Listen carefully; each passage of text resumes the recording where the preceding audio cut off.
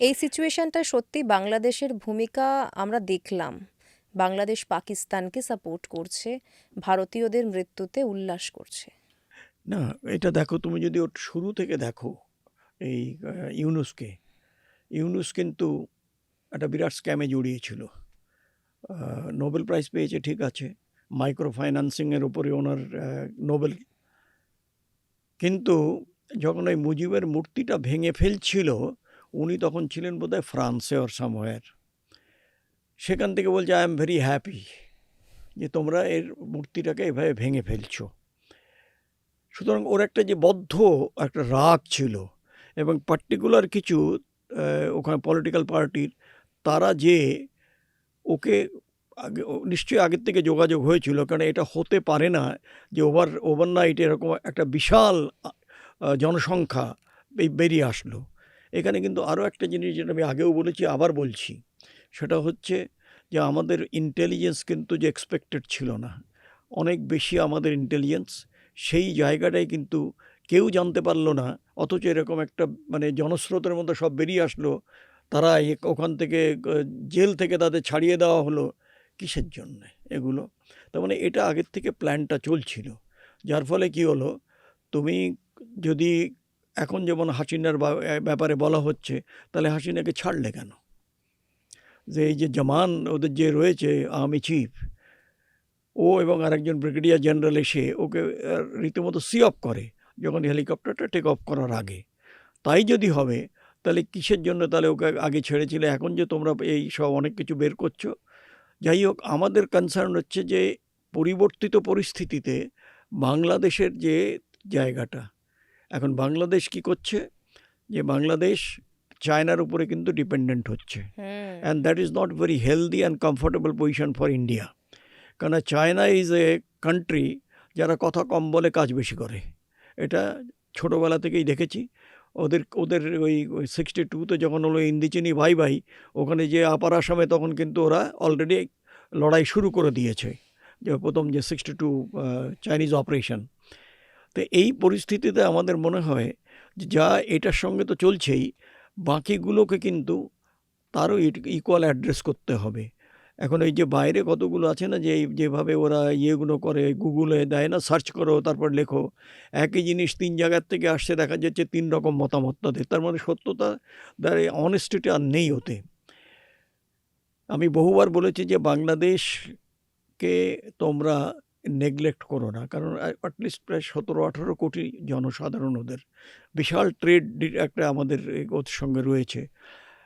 যে এককালে 28% যে হিন্দুরা ছিল, এখন 8.9% তারা রয়েছে ওখানে। তাদের সুরক্ষার একটা আমাদের ইনডাইরেক্টলি দায়িত্ব রয়েছে সেই জায়গাগুলো। বাট যেটা আমার মনে হয় সেটা হচ্ছে, আমরা যতটা সিরিয়াসলি নেওয়ার দরকার ছিল সেটা বোধহয় হয়নি হয়নি যেটা, কারণ ও দেখ লেঙ্গে, কিংবা I am the boss, something like that. হ্যাঁ, you are the boss in your own country. Country may be very small, but you cannot take it for granted, একটা। দ্বিতীয়ত হচ্ছে এই যে Nepal was always dependent on us. অথচ যেখানে তুমি দেখো, সেখানে কি দেখা যাচ্ছে, যে ওদের যে লেডি, চাইনিজ লেডি, যিনি ওখানে বোধহয় হাই কমিশন হিসাবে গেছেন, de facto she is running the country. অথচ ওই জায়গাটা কিন্তু আমাদের থাকার কথা, যে ওদের সঙ্গে আমরা একসঙ্গে থাকবো। হ্যাঁ, কেননা পুরোটাই ডিপেন্ডেন্ট এবং অদ্ভুতভাবে ওটাও একটা হিন্দু কান্ট্রি। হ্যাঁ, দ্য অনলি হিন্দু নেশন। এখন সেই জায়গাটা আমাদের কিন্তু অনেকটা জায়গায় ইয়ে হলো। আর এখন যদি আমরা এই জিনিসগুলোর দিকে তাকাই, তাহলে আমাদের যে ল্যাপসেসগুলো, সেগুলো কিন্তু স্বীকার করতে, ইন্টারনালি অ্যাটলিস্ট স্বীকার করতে কোনো দ্বিধা হওয়া কথা নয়।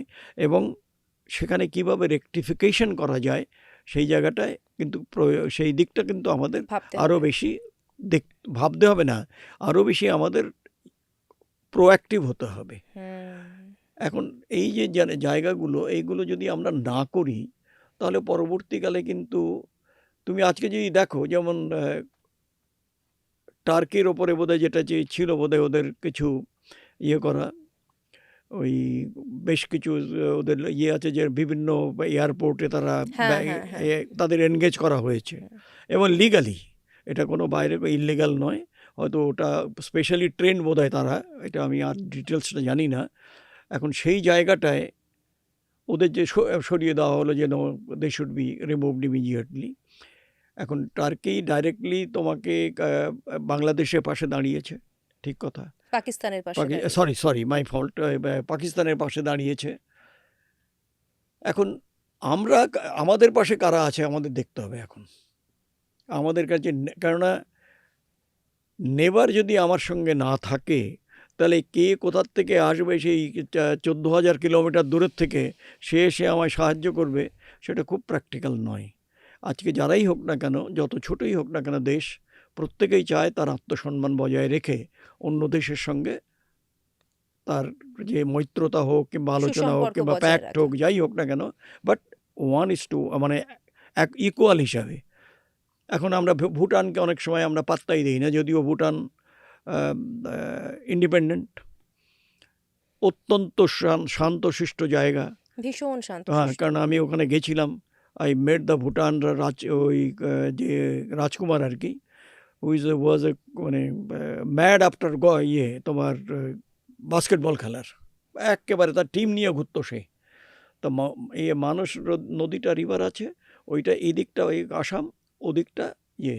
তো আমি বললাম যে একবার দেখি, কেননা একটা কী হচ্ছিল যে we are going to organise মানে all India DG level meet ওই মানসে। খুব excellent guest house and everything was there.